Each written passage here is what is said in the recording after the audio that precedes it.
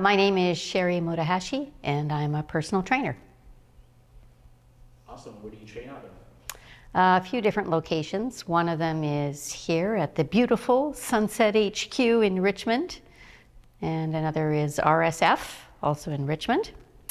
And there's a studio downtown called Fit Integrated. I train clients there as well.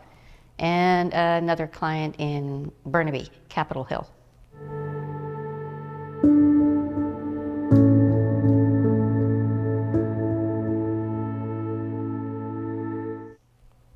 Gonna say there's a couple. Yeah, sure. The first was when I first started my fitness journey. I was morbidly obese, had an extra 100 pounds on me. And I had what would be called the Harajuku moment in Metrotown, if you've ever heard of that.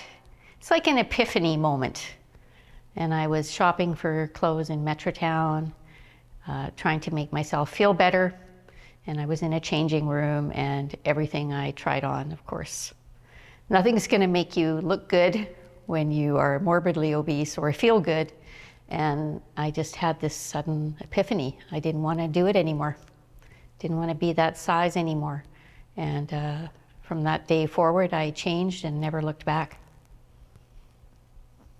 And then the second moment would be, I was actually an international school principal before I became a personal trainer.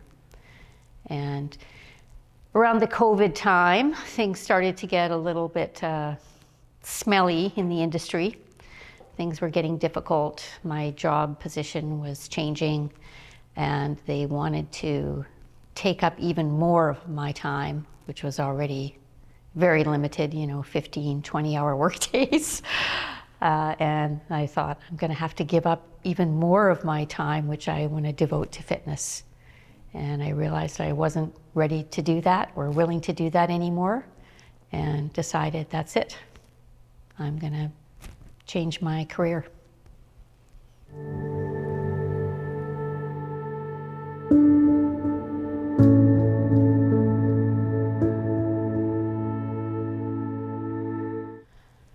Oh, lots. I'm gonna just bring up the couple most recently because they're the freshest. About a year ago, I collapsed with vertigo, severe vertigo, and ended up in the ER. And then I've spent about a year now fighting my way back from vertigo and chronic exhaustion. So that made me have to learn how to dig even deeper to show up for my clients when I really didn't feel like it. And it also gave me a lot more empathy. I already had a lot, but even a lot more empathy for the clients I have that are dealing with chronic conditions such as chronic fatigue, because it's difficult. It's very difficult. And then even more recently, I had a situation with my family where I've been required to kind of lift my mother in and out of hospital beds, visiting my stepfather 3 weeks ago, and he had a seizure, and the 911 operator had me take him out of his chair and lay him flat on the floor. This is a man who's 6'2" tall. So, I mean, I've already been kind of, interested in fitness beyond just, obviously how you look, but what can fitness do for me to help me help my family? How can I help someone in an emergency? So that's really my goal right now. How can I help someone in an emergency? And how can I help my clients not end up like my parents? It's given me a lot of things to think about. Yeah. I want to add too, it's also made me think about, it's not just a physical. So I do have clients who are dealing with similar problems with their families as well. And a lot of them have chronic health issues. And I really learned this a few weeks ago, staying with my parents for a week. It isn't just a physical. Maybe I had a little bit of time. maybe I had a little bit of energy. I could have exercised in the back bedroom. I tried a little bit. I couldn't. I didn't have the mental capacity to do it. So, you know, people have things going on with their lives that you don't know about. And to say that, oh, we all have the same amount of time and you're just not trying hard enough, sometimes you don't even have the mental capacity to do it. So this has really changed my mind about fitness a lot.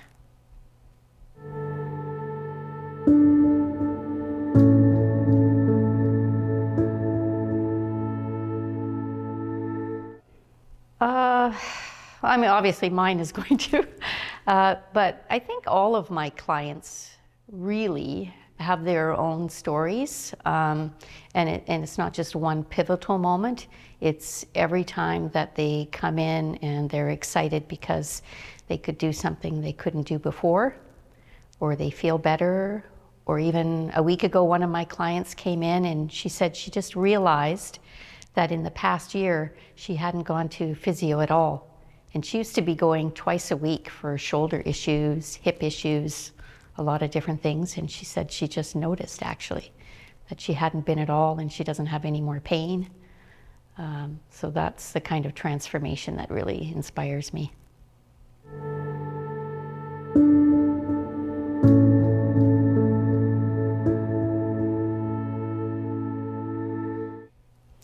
That's a good question.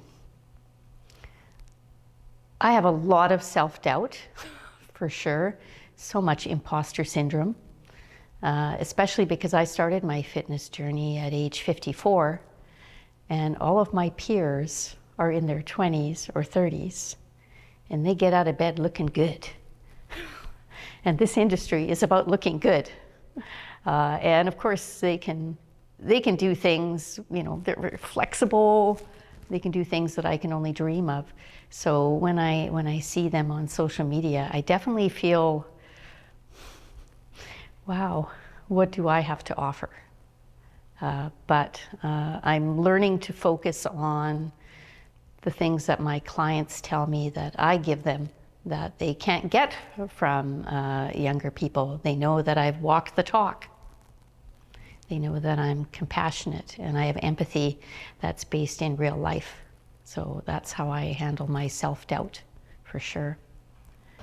Burnout is very real and interesting because you are working with people all day long. It's very physical, for sure. I have some clients who are power lifters.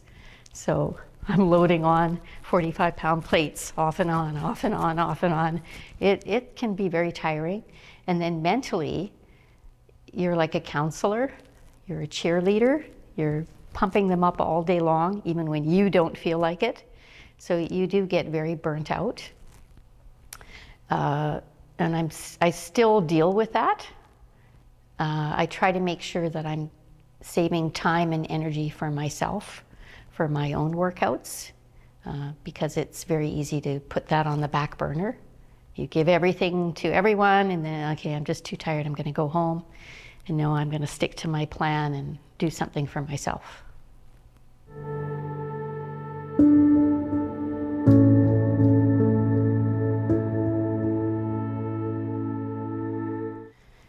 Well, in terms of being a personal trainer, giving up having money,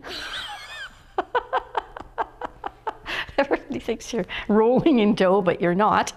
It's not a stable income. So that's quite difficult. It takes time and to build up a client base. I've had to give up a regular schedule because you need to train people when they're available to train. That's early mornings, late at night. You got a lot of split shifts going on. And I'm sorry to say that I very selfishly gave up a lot of time with my children. And I've only come to terms with that recently. I'm much better at it now, but when I first started, I was training 4 hours a day when I first started. I was so into it.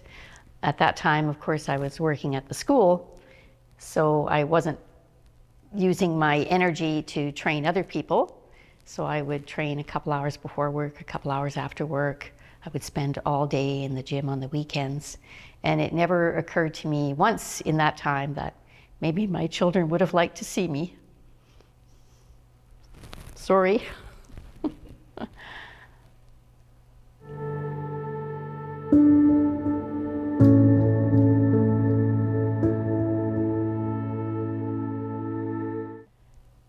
Absolutely. During the past year with the vertigo and the exhaustion, I gained 40 pounds. And it's rough because everyone on social media is looking shredded all the time with a rather unrealistic body image. And you already have self-doubt, now you have even more. I didn't want to make any videos. I was planning on making some online programs. Thought, well, who's gonna want to buy my program when I look like shit, So it's definitely a big concern to, yeah.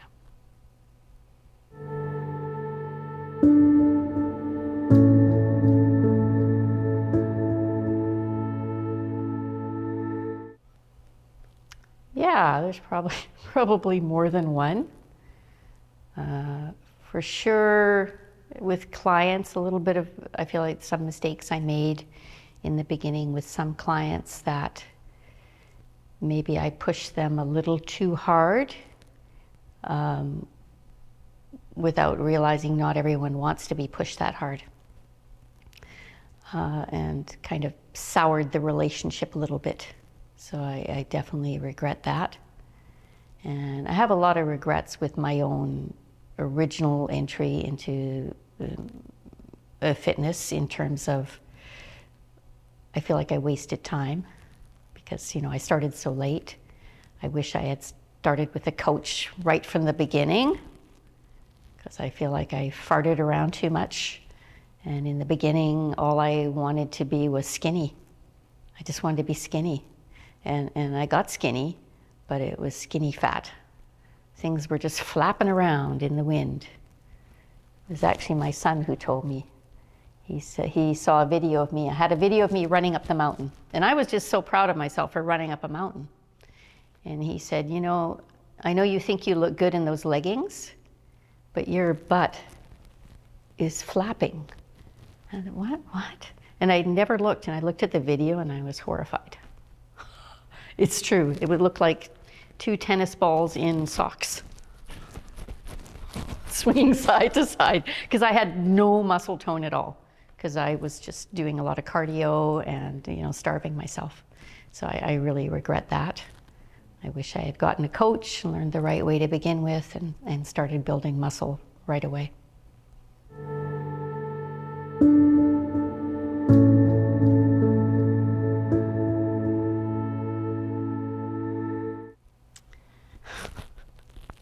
I'm embarrassed because there are things that I should be applying to my life that I have learned from fitness, but I am not. So there should be a transfer over. I haven't gotten there yet, but that I can do hard things and that I can achieve things, like a lot of confidence. I have a lot more confidence in being able to do things that I didn't think I could do.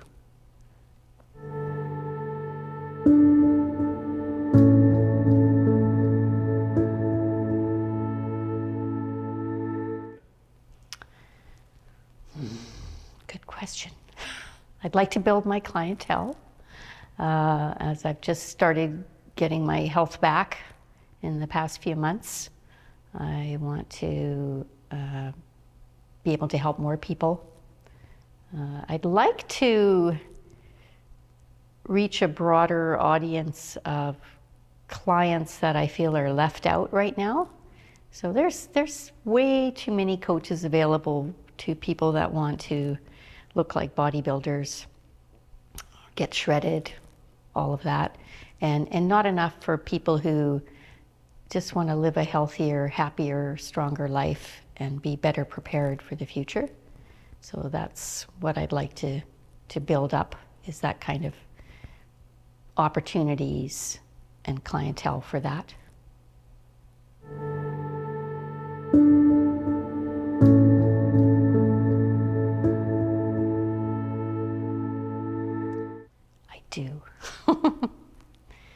I see you. I hear you. I get it. I really get it now. Some of you before, maybe I would say, yeah, I get it, I understand. But secretly, I kind of thought you could do more. You could try harder. But now I really get it. You probably are doing the very best you can, considering every circumstance that's going on for you. So I get it, and keep trying.